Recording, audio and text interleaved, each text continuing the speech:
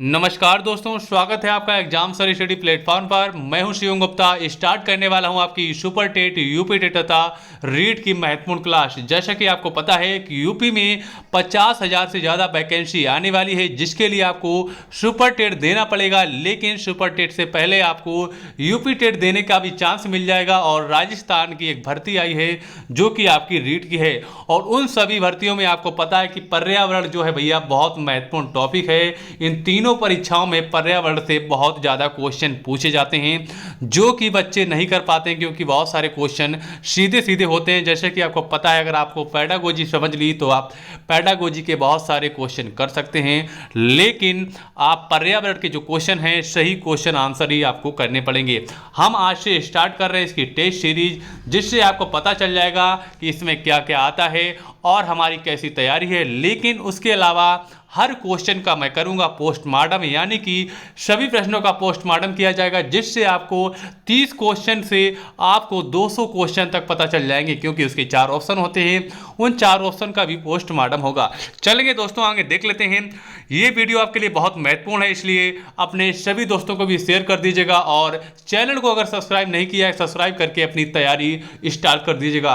इसके अलावा सारे वीडियो की जो PDF है, हमारी टेलीग्राम ग्रुप है एग्जाम सर स्टडी, जिसकी लिंक आपको डिस्क्रिप्शन में उपलब्ध करा दी जाएगी, जिसमें आप एड होकर बहुत सारी जानकारी तथा आपको PDF मिलती रहेंगी।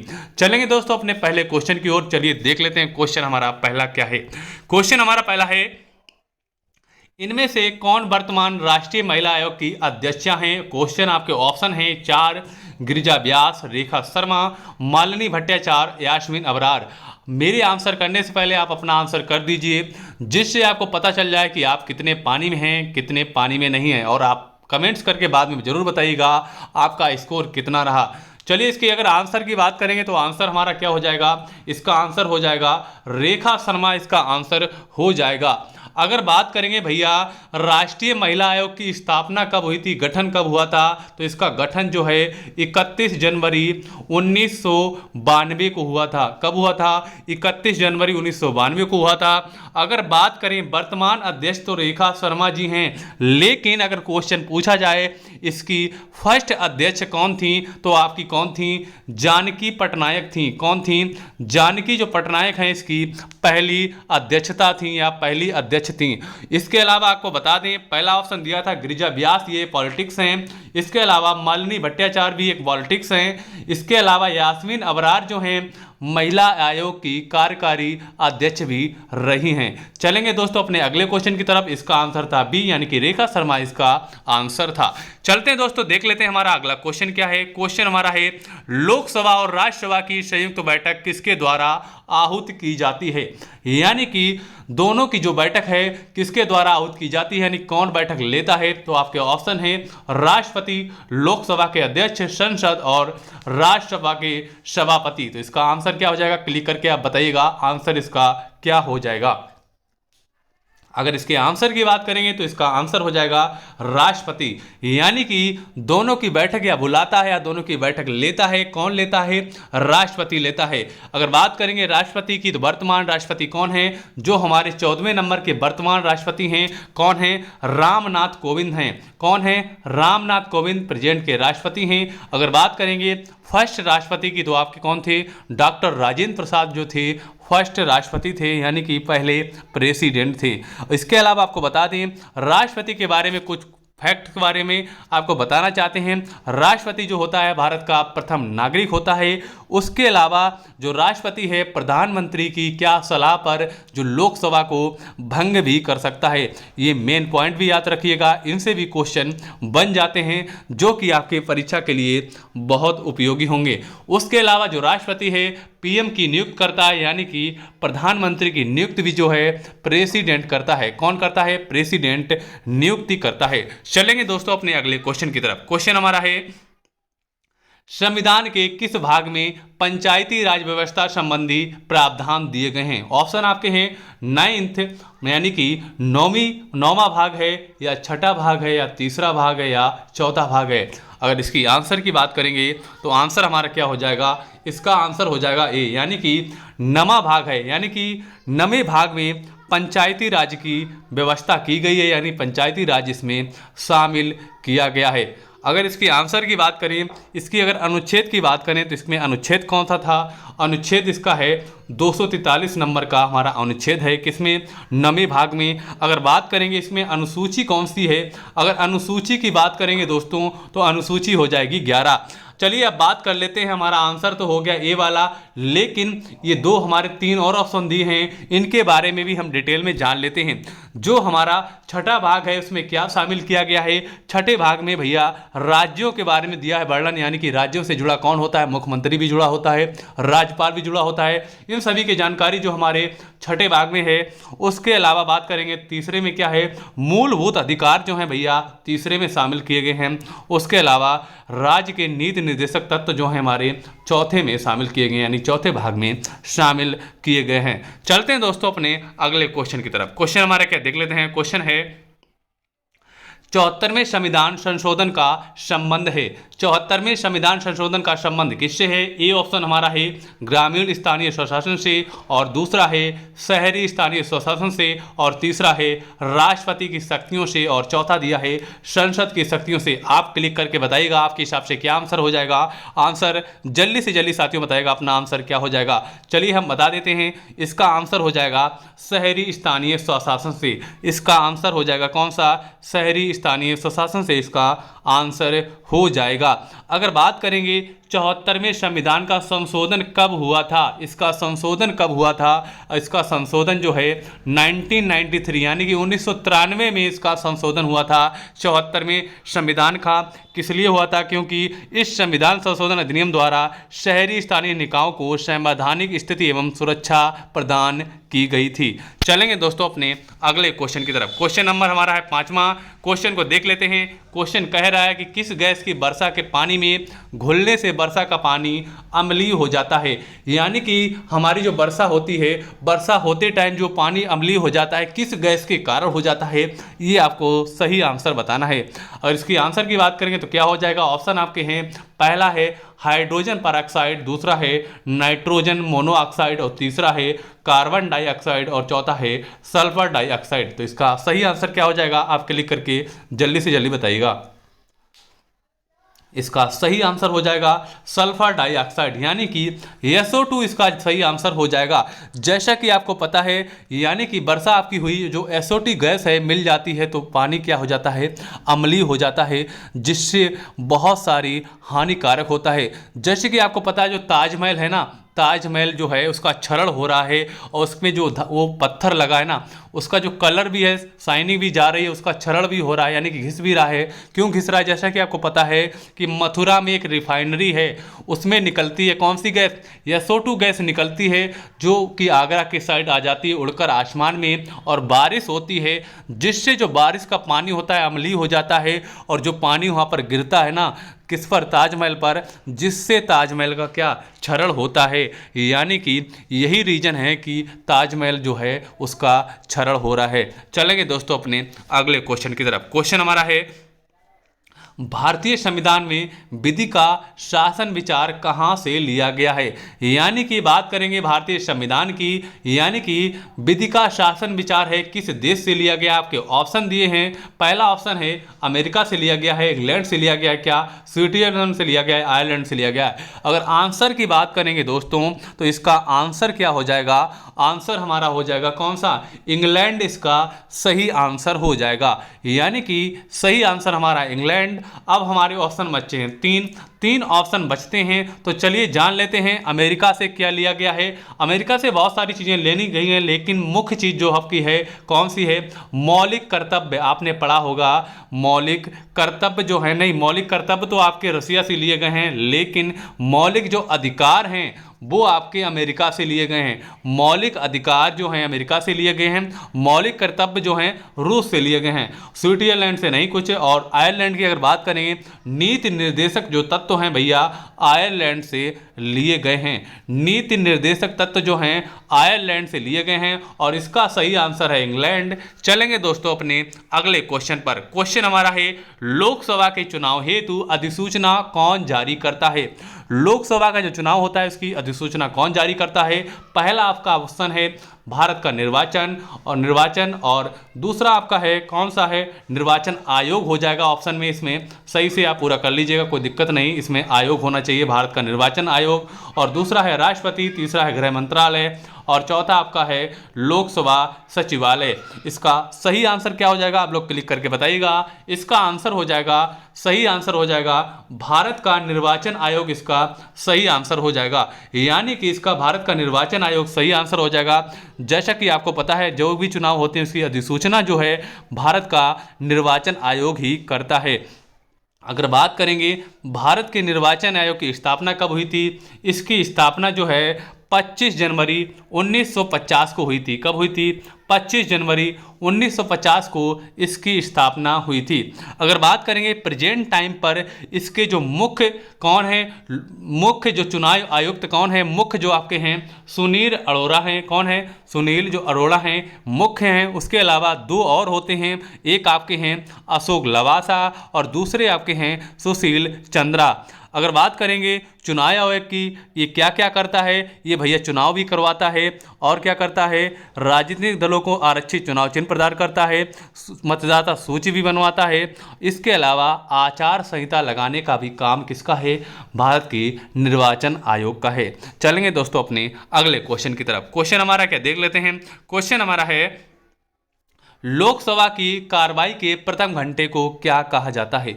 अगर बात करेंगे भैया लोकसभा की जो कार्रवाई होती है उसका जो प्रथम घंटा होता है उसे क्या कहते हैं। पहला ऑप्शन है सार्वजनिक काल कहते हैं, विशेषाधिकार काल कहते हैं, शून्य काल कहते हैं या प्रश्न काल कहते हैं। तो सही आंसर क्या हो जाएगा, सही आंसर हमारा हो जाएगा भैया प्रश्न काल, हमारा सही आंसर हो जाएगा। प्रश्न काल में क्या होता है कि भैया जो लोकसभा में सदस्य लोग होते हैं क्या करते हैं, क्वेश्चन अपने पूछते हैं, क्वेश्चन अपने रखते हैं और उनका आंसर जो है कौन देते हैं, जो यहाँ पर मंत्री लोग होते हैं उन प्रश्नों का आंसर देते हैं, उत्तर देते हैं। यही काल जो होता है पहला घंटा होता है, प्रश्न काल कहा जाता है। उसके बाद जो घंटा चलता है हमारा 12 बजे के समथिंग पहुँच जाता है, उसे हम शून्यकाल कहते हैं। चलेंगे दोस्तों अपने अगले क्वेश्चन की तरफ, देख लेते हैं हमारा अगला क्वेश्चन क्या है। क्वेश्चन हमारा है वर्षा जल संग्रहण क्या है। वर्षा जल संग्रहण किसे कहते हैं, इसके बारे में आपको आंसर बताना है। पहला ऑप्शन दिया आपका है प्रयुक्त जल का संग्रह और भंडारण होता है, दूसरा है वर्षा जल का जमाव और भंडारण और तीसरा है पानी का वितरण और लास्ट वाला है उपयुक्त में से कोई नहीं। अगर बात करेंगे सही आंसर की, जैसा कि आपको दिया है वर्षा जल संग्रहण, यानी कि बारिश होती है कहीं कहीं पर आपने देखा होगा गांव में कहीं पर भी गड्ढे में या फिर शहर में कहीं पर देखेंगे वर्षा जल का जमाव और भंडारण हो जाता है, वही वर्षा जल क्या संग्रहण होता है। यानी कि हमारा बी वाला सही आंसर हो जाएगा। सही आंसर हमारा हो जाएगा बी वाला, हमारा इसका सही आंसर हो जाएगा। चलेंगे दोस्तों अपने अगले क्वेश्चन की तरफ। क्वेश्चन हमारा है भारतीय गैंडा कहाँ संरक्षित हैं, यानी कि भारतीय गैंडा का संरक्षित कौन सा स्थान है, आपको इसमें सही आंसर करना है। पहला दिया है कार्बेट नेशनल पार्क और दूसरा है काजीरंगा नेशनल पार्क और तीसरा है वांदीपुर नेशनल पार्क और चौथा है गिर नेशनल पार्क। इसका सही आंसर क्या हो जाएगा दोस्तों, आप क्लिक करके बताइएगा, उसके बाद आपको हम आंसर देते हैं। तो आंसर इसका सही क्या हो जाएगा, सही आंसर हो जाएगा काजीरंगा नेशनल पार्क जो है भैया आपका है, इसमें क्या रहते हैं, एक सींग वाले गैंडा रहते हैं और ये कहाँ पर स्थित है। अगर इसकी स्थिति की बात करें तो भैया ये आपका असम में स्थित है। कहाँ पर स्थित है, ये आपका असम में स्थित है। चलिए इसका आंसर हमारा कौन सा हो गया, आंसर हमारा बी हो गया काजीरंगा नेशनल पार्क, यानी कि जहाँ पर एक सींग वाले गैंडे रहते हैं जो हमारा असम में स्थित है। ठीक है, अब बात कर लेते हैं अन्य ऑप्शन के बारे में। जो आपका कार्बेट नेशनल पार्क है ये कहाँ पर है, ये आपका कहाँ है, नैनीताल यानी कि उत्तराखंड में है। ये कहाँ पर है, यूके मतलब उत्तराखंड, ये आप यूनाइटेड किंगडम मत समझ लेना, ये हमारा क्या हो जाएगा, उत्तराखंड हो जाएगा। ठीक है दोस्तों, यानी कि ये हमारा कहाँ पर है, यूके यानी कि उत्तराखंड में है। ठीक है दोस्तों, अब बात कर लेते हैं बांदीपुर नेशनल पार्क, ये किस लिए प्रसिद्ध है। ये हमारा जो कार्बेट नेशनल पार्क है बाघ के लिए प्रसिद्ध है, ये हमारा गैंडे के लिए प्रसिद्ध है। और बांदीपुर जो हमारा है कहाँ है, कर्नाटक में है। जो भी किस लिए प्रसिद्ध है, ये हमारा टाइगर के लिए प्रसिद्ध है, यानी कि बाघ के लिए प्रसिद्ध है। ठीक है, अब बात कर लेते हैं गिर नेशनल पार्क की, ये हमारा कहाँ है, गुजरात में है। कहाँ है, गुजरात में है। जो हमारा क्या किस लिए प्रसिद्ध है, ये शेर के लिए प्रसिद्ध है, ये शेर के लिए प्रसिद्ध है। चलते हैं दोस्तों अपने अगले क्वेश्चन की ओर। क्वेश्चन हमारा है, निम्न में से कौन सा क्रम पारिस्थितिकी तंत्र में ऊर्जा प्रवाह के संबंध में सही है। ऑप्शन आपका पहला है उत्पादक, अपघटक, उपभोक्ता। ठीक है, दूसरा है अपघटक, उपभोक्ता, उत्पादक, और तीसरा है उत्पादक, उपभोक्ता, अपघटक, और चौथा है उपभोक्ता, उत्पादक, अपघटक। इसका सही आंसर क्या हो जाएगा, आपको इसका सही आंसर करना है। अगर सही आंसर की बात करेंगे दोस्तों तो इसका सही आंसर हो जाएगा उत्पादक। उत्पादक यानी कि जो पौधे अपना भोजन खुद निर्माण कर लेते हैं, उत्पाद कर देते हैं। उपभोक्ता का मतलब उन भोजन को या मनुष्य द्वारा या किसी जीव जंतु द्वारा खा लिया जाता है, वो हमारा उपभोक्ता हो जाएगा। उपभोक्ता तीन प्रकार के होते हैं, प्राथमिक, द्वितीयक, तृतीयक। कैसे, प्राथमिक कौन होते हैं, जो क्या खाते हैं, शाकाहारी होते हैं। द्वितीयक होते हैं मांसाहारी होते हैं। तृतीयक होते हैं सर्वाहारी, यानी कि जो मांस भी खाते हैं, शाकाहारी भी खाते हैं, वो हमारे तृतीयक उपभोक्ता होते हैं। ठीक है दोस्तों, उसके बाद हमारा आता है अपघटक। अपघटक जो होते हैं मृत जीव होते हैं, जो यानी कि मृत जीव को टुकड़े टुकड़े में करके खाते हैं, वो हमारे क्या हो जाएंगे, अपघटक होते हैं। चलेंगे दोस्तों अपने अगले क्वेश्चन की ओर। हमारा इसका आंसर था सी वाला। चलेंगे दोस्तों अपने अगले क्वेश्चन पर। क्वेश्चन है, कौन सी ग्रीन हाउस गैस वातावरण में सबसे अधिक मात्रा में उपस्थित रहती है। अगर बात करेंगे भैया ग्रीन हाउस गैस की, आपको ऑप्शन मिलते हैं propane, ethane, carbon dioxide, methane. तो इसमें कौन सी गैस भैया है जो सबसे अधिक क्या रहती है, उपस्थित रहती है ग्रीन हाउस गैस में। चलिए इसके बारे में जान लेते हैं। तो हमारा सही आंसर की बात करेंगे तो हमारा सही आंसर कौन सा हो जाएगा, सही आंसर हो जाएगा कार्बन डाइऑक्साइड। यानी कि जो हमारी CO2 गैस है ये सबसे ज़्यादा होती है किसमें, ग्रीन हाउस गैसों में बहुत सारी गैसें होती हैं। और कौन कौन सी गैसें होती हैं, होती है भैया कार्बन डाइऑक्साइड होती है आपकी, और कौन सी होती है, नाइट्रस ऑक्साइड होती है आपकी, और कौन सी होती है, मेथेन होती है आपकी। ठीक है, CH4 जिसे बोलते हैं। ठीक है, इसके अलावा और कौन कौन सी होती हैं, और आपकी होती है क्लोरोफ्लोरोकार्बन, कौन सी, CFC जिसे बोलते हैं, ये भी आपकी गैस होती है आपकी। और कौन सी होती है, ओजोन गैस होती है। इन सभी गैसों से मिलकर हमारी कौन सी बनती है, ग्रीन हाउस गैस बनती है। लेकिन जिसकी अधिकता किसकी होती है, अधिकता जो है कार्बन डाइऑक्साइड की सबसे ज़्यादा होती है, जो कि हमारा ग्लोबल वार्मिंग का कारण बनती है। चलेंगे दोस्तों अपने अगले क्वेश्चन की ओर। क्वेश्चन हमारा है, किस वर्णक की उपस्थिति के कारण पौधे हरे होते हैं। यानी कि पौधों को हरे होने का मुख्य क्या कारण है। पहला आपका ऑप्शन दिया है कैरोटीनॉइड, और दूसरा है लाइकोपीन, और तीसरा है एंथोसाइनिन, और चौथा है क्लोरोफिल। अगर आंसर की इसकी बात करेंगे तो इसका आंसर सही क्या हो जाएगा, तो हमें खूब पता अच्छे से होगा कि भैया क्लोरोफिल होता है। क्या, क्लोरोफिल इसका सही आंसर हो जाएगा, क्योंकि हरे पौधे भैया क्लोरोफिल के ही कारण होते हैं। किसके कारण, क्लोरोफिल के ही कारण होते हैं। चलेंगे दोस्तों अपने अगले क्वेश्चन की तरफ। क्वेश्चन हमारा है, मानवीय गतिविधियां जो पृथ्वी पर जलवायु परिवर्तन के लिए जिम्मेदार हैं कौन कौन सी हो जाएंगी। पहला आपका ऑप्शन दिया है वनों को जलाना, दूसरा है कृषि क्रियाकलाप, और तीसरा है एरोसोल कैन का उपयोग, और चौथा दिया उपयोग सभी। यानी कि जो हमारा भैया पृथ्वी पर जलवायु परिवर्तन के जिम्मेदार है, जो जलवायु परिवर्तन होता है वो किस कारण होता है। इसमें आपको 4 ऑप्शन मिलते हैं। सही आंसर क्या हो जाएगा, सही आंसर हो जाएगा उपयुक्त सभी, क्योंकि भैया वनों को जलाना भी इसमें आ जाता है, कृषि क्रियाकलाप भी आ जाता है। अगर बात करेंगे एरोसोल कैन का उपयोग, इसका मतलब अगर आप समझ में नहीं पाए तो आपको बता देते हैं। जैसे कि आपको देखा होगा भैया खेतों में बहुत सारे लोग, किसान भाई क्या करते हैं, कीटनाशक दवाइयों का छिड़काव करते हैं, एक टंकी के साथ करते हैं ना, उसी को हम कहते हैं एरोसोल कैन का उपयोग, उसी को हम कहते हैं। चलेंगे दोस्तों अपने अगले क्वेश्चन की ओर। इसका आंसर हो जाएगा डी। चलते हैं अपने अगले क्वेश्चन पर। क्वेश्चन हमारा है, यूफाबिएसी फैमिली की कौन सी फसल बायोडीजल उत्पन्न करने के लिए जानी जाती है। यानी कि इसमें से कौन सी फसल है जिससे क्या होता है, बायोडीजल उत्पन्न होता है। तो इसका सही आंसर कौन सा हो जाएगा, ऑप्शन है जैट्रोफा, कैटनट ट्री, काफरलीफ, और सर्पगंधा। तो इसका सही आंसर की अगर बात करेंगे दोस्तों तो सही आंसर क्या हो जाएगा, सही आंसर हो जाएगा जैट्रोफा। क्या हो जाएगा, जैट्रोफा इसका सही आंसर हो जाएगा। जैट्रोफा यूफार्सी फैमिली की फसल है जिससे क्या होता है, बायोडीजल उत्पन्न की जाती है। इस पादप से प्राप्त होने वाले बीजों से कितना परसेंट प्राप्त होता है, 25 से 30% प्राप्त होता है। क्या, बायोडीजल जो भैया है मतलब तेल निकाला जा सकता है, इससे 25 से 30% भैया तेल निकाला जा सकता है। इस तेल से कार आदि भी हम चलाते हैं, जैसे कि बस और कारों में इसका प्रयोग किया जाता है। इसे भैया बायोडीजल कहते हैं। क्या कहते हैं? बायोडीजल कहते हैं। चलते हैं दोस्तों अपने अगले क्वेश्चन की तरफ। इसके पहले आपको बता दें, कांकीनाडा जो आंध्र प्रदेश में देश का पहला बायोडीजल संयंत्र लगाया गया है, यानी कि पहला जो संयंत्र लगाया गया बायोडीजल का वो आंध्र प्रदेश की कांकीनाडा में लगाया गया है। चलेंगे दोस्तों अपने अगले क्वेश्चन पर। क्वेश्चन है, जड़ी बूटियों की रानी भारत की सबसे पवित्र जड़ी बूटी इस औषधि पौधे का हिंदू धर्म में महत्व है और इसका वानस्पतिक नाम ओसिमम सेप्टम और के इसको सामान्यतः किस नाम से जाना जाता है? आपके ऑप्शन 4 दिए गए हैं। कौन कौन से हैं? तुलसी, रोजमेरी, अजवाइन के फूल और धनिया। इसका सही आंसर क्या हो जाएगा दोस्तों? तो इसकी अगर सही आंसर की बात करेंगे दोस्तों, कौन सा हो जाएगा? सही आंसर आपको पता होगा, नहीं पता तो आपको बता देते हैं भैया, तुलसी है, जिसके अंदर बहुत सारे गुण पाए जाते हैं, जो हमारी जड़ी बूटियों की रानी कहा जाता है, क्योंकि इसके बहुत सारे फायदे हैं। यानी कि जड़ी बूटियों की रानी भारत की सबसे पवित्र जड़ी बूटी है।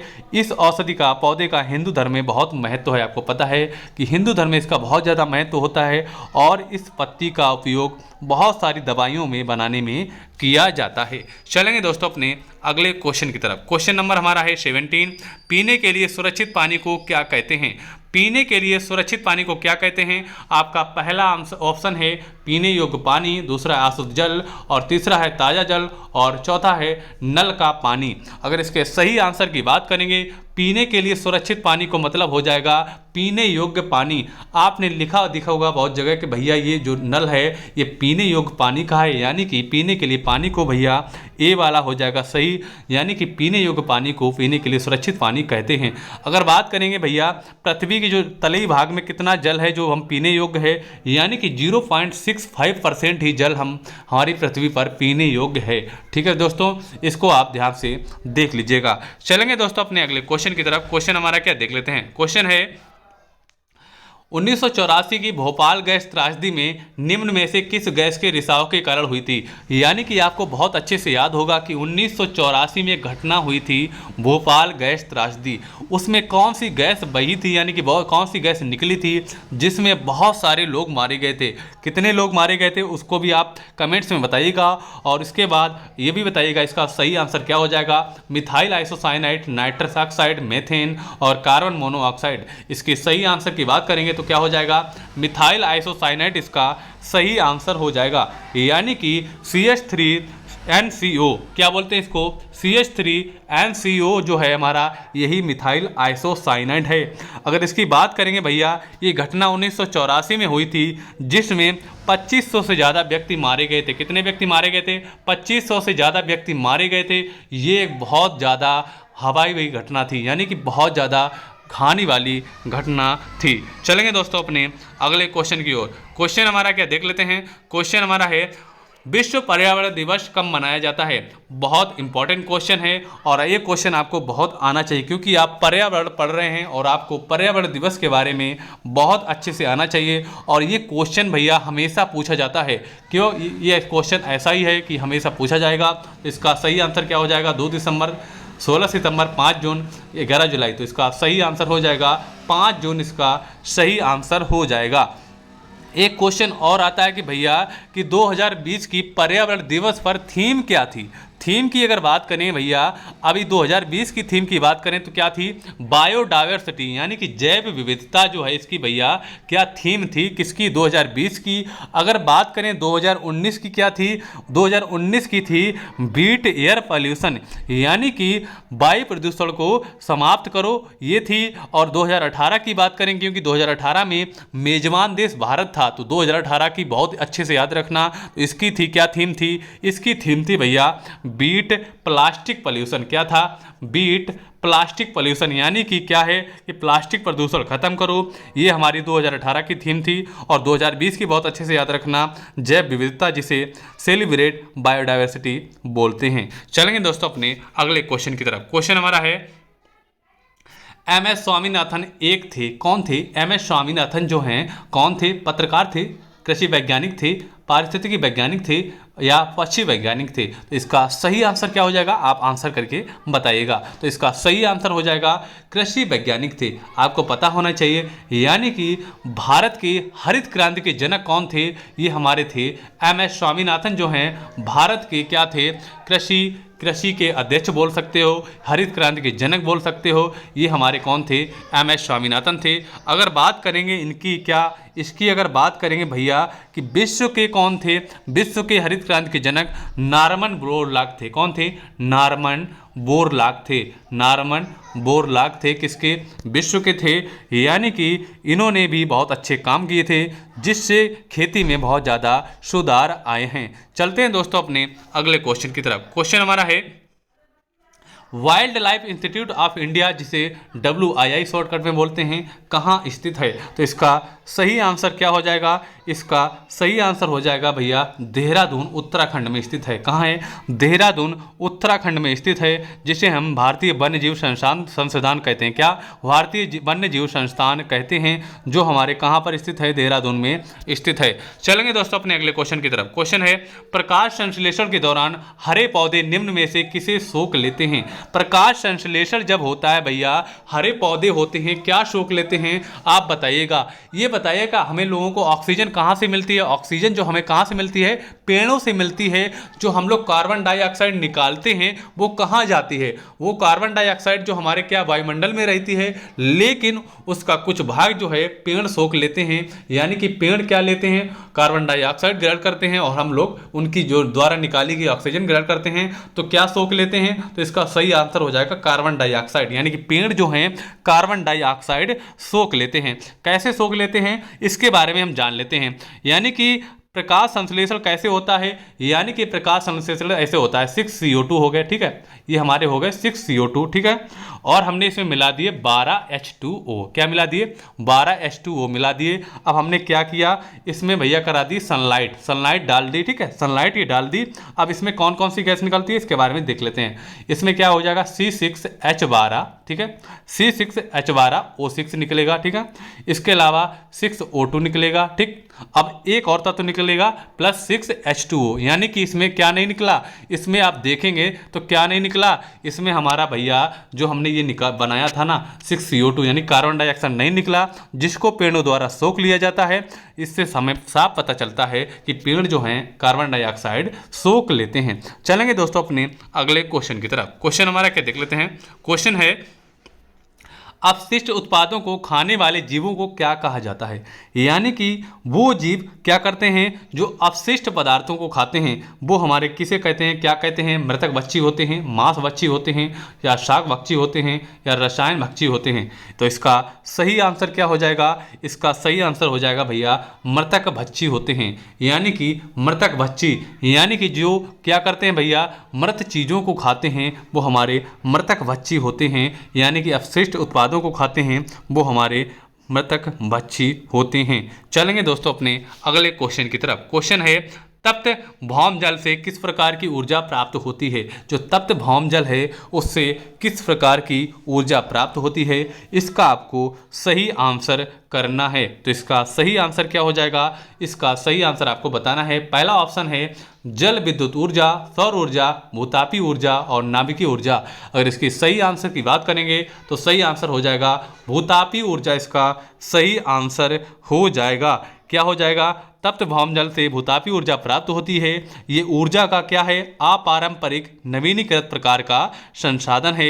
इस ऊर्जा से पर्यावरण प्रदूषण नहीं होता, ठीक है। ये कहाँ का पर होता है? भारत में मणिकर्ण हिमाचल प्रदेश, पूगा घाटी और तापातानी झारखंड में भी होता है। तेलंगाना में भूतापी ऊर्जा का उत्पादन होता है। चलेंगे दोस्तों अपने अगले क्वेश्चन की तरफ। क्वेश्चन है हमारा 16 घास स्थल कहाँ पाए जाते हैं? यानी 16 घास के जो स्थल हैं कहाँ पाए जाते हैं? अगर बात करेंगे भैया 16 घास के स्थल कहाँ पाए जाते हैं, जैसे कि हमारा ये हो गया, हमने शॉर्टकट में बना लिया। क्या भैया? ये भारत का नक्शा हो गया, इतनी जगह में नहीं बन पाएगा, लेकिन आपको समझाने के लिए हम बना देते हैं उल्टा सीधा। ये मत देखिएगा कैसा बना है दोस्तों, ठीक है। ये भारत का नक्शा बन गया है। अब आपको इसमें दी हैं पश्चिमी घाट, पूर्वी घाट, हिमालय और विंध्याचल। इसमें आपसे पूछा गया कहाँ पाए जाते हैं। इसके आंसर की अगर बात करेंगे दोस्तों दोस्तों, तो इसका आंसर क्या हो जाएगा, पश्चिमी घाट हो जाएगा। पश्चिमी घाट कौन सा होता है तो आपको बता देते हैं, ये हमारा हो जाएगा कौन सा, पश्चिमी घाट। ये हमारा पश्चिमी घाट यानी केरल, तमिलनाडु और ये जो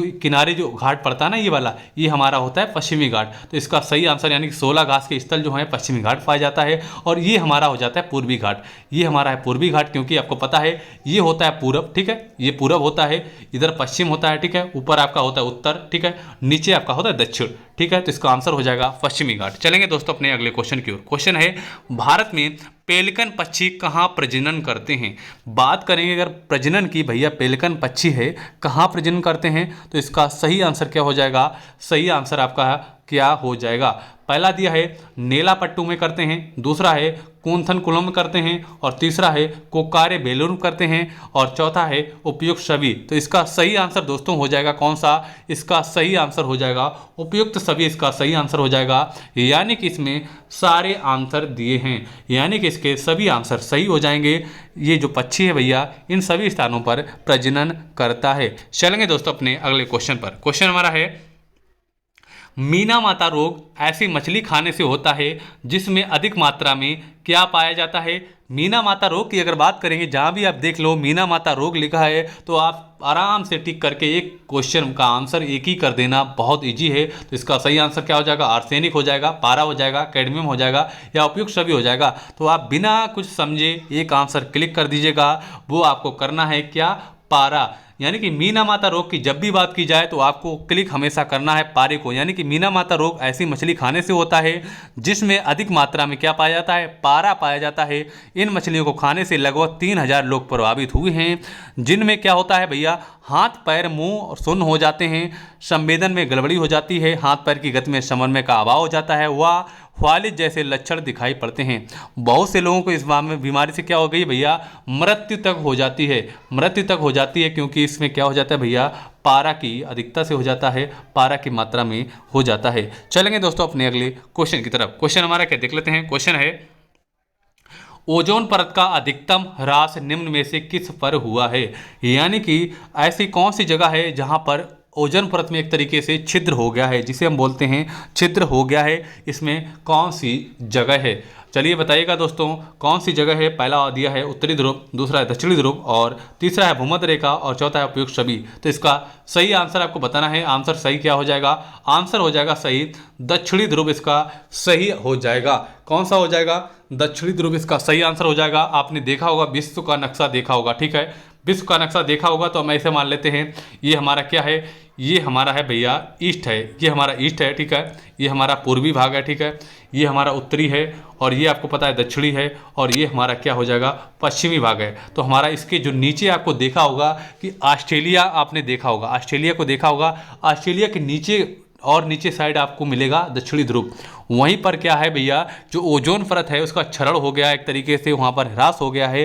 तो यानी कि ओजोन परत का अधिकतम ह्रास दक्षिणी ध्रुव पर हुआ है। सर्वप्रथम ब्रिटिश दल ने कब 1985 ईस्वी में क्या किया, तो भैया 1985 में टोटल ओजोन मैपिंग स्पेक्ट्रोमीटर से की थी, कि मदद से अटलांटिका, जहाँ पर दक्षिणी ध्रुव है वहाँ पर क्या है, अटलांटिका है, और के ऊपर ओजोन छिद्र पाया गया था, जिससे क्या होता है भैया कि परावैंगनी जो किरणें होती है ना, अल्ट्रावायलेट किरणें जिसे बोलते हैं, आ जाती हैं, वो जब जमीन पर आ जाती हैं उसमें मनुष्य पर चली जाती हैं, तो इससे क्या होता है, उससे भैया त्वचा कैंसर हो जाता है, क्या, स्किन कैंसर हो जाता है। चलेंगे दोस्तों अपने अगले क्वेश्चन की ओर। क्वेश्चन है, इनमें से कौन भारत का प्रथम मुख्य न्यायाधीश था। इनमें से कौन जो है भैया भारत का प्रथम मुख्य न्यायाधीश था। आपका पहला दिया है एम पतंजलि शास्त्री, मेहर चंद्र महाजन, और तीसरा है हीरालाल जी कानिया, और चौथा दिया है SR दास। तो इसका सही आंसर क्या हो जाएगा, सही आंसर हो जाएगा हीरालाल जी कानिया जो थे, कौन थे, ये हमारे कौन थे, प्रथम न्यायाधीश थे।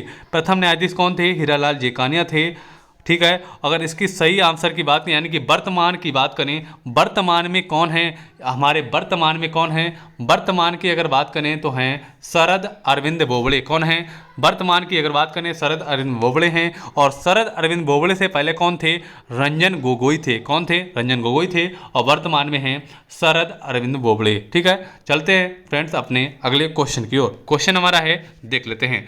क्वेश्चन है, रेड डाटा बुक किससे संबंधित है? रेड डाटा बुक है भैया, एक रेड डाटा बुक है, वो किससे संबंधित है? ये आपको सही आंसर करना है। पहला है नदियों में प्रदूषण होने से, घटता भूगर्भ जल स्तर से, विलुप्त के करीब जीव, या वायु प्रदूषण से। इसका सही आंसर क्या हो जाएगा? सही आंसर हो जाएगा भैया, जल्दी से क्लिक करके बताइएगा और कमेंट्स में जरूर बताइएगा कि आपने 30 क्वेश्चन में कितने सही किए। तो इसका सही आंसर हो जाएगा विलुप्त के करीब जीव, यानी कि जो जीव विलुप्त के करीब पहुंच जाते हैं उनको रेड डाटा बुक में लिख दिया जाता है। इसको कौन लिखता है? सबसे बड़ी बात है, इसको कौन लिखता है? एक एजेंसी है, किसे क्या बोलते हैं? IUCN। IUCN का फुल फॉर्म होता है भैया international union for conservation of nature, यानी कि ये जो संस्था है ये रेड डाटा बुक में इसको रखती है, यानी कि जो जीव हैं मतलब कम हो जाते हैं, विलुप्त के करीब पहुंच जाते हैं, और ऐसे जीव जो विलुप्त के थोड़े दूर होते हैं, यानी कि थोड़े ज़्यादा होते हैं, मतलब ज़्यादा नहीं होते हैं, यानी कि विलुप्त के करीब होते हैं, उन्हें रखते हैं किसमें? उनको रखा जाता है भैया, किसमें रखा जाता है? गुलाबी पृष्ठों में रखा जाता है। और जो जीवों की संख्या ज़्यादा बढ़ जाती है उन्हें ग्रीन में फिर शामिल कर लिया जाता है। अगर फ्रेंड्स आपको हमारा वीडियो अच्छा लगा तो वीडियो को अवश्य लाइक करें और इस वीडियो को ज़्यादा से ज़्यादा शेयर करें, जिससे हम भी आपके लिए बहुत ज़्यादा वीडियो लेकर आएँ और आपकी सुपर टेट इसके अलावा रीट की बहुत अच्छे से तैयारी होती रहे। आप टेंशन मत लीजिएगा, आपकी परीक्षा से पहले बहुत अच्छे से तैयारी करा दी जाएगी और आपके अच्छे से अच्छे नंबर बिल्कुल आएंगे। चलिए दोस्तों, आपको मिलते हैं अपने अगले वीडियो में, तब तक के लिए जय हिंद, वंदे मातरम साथियों।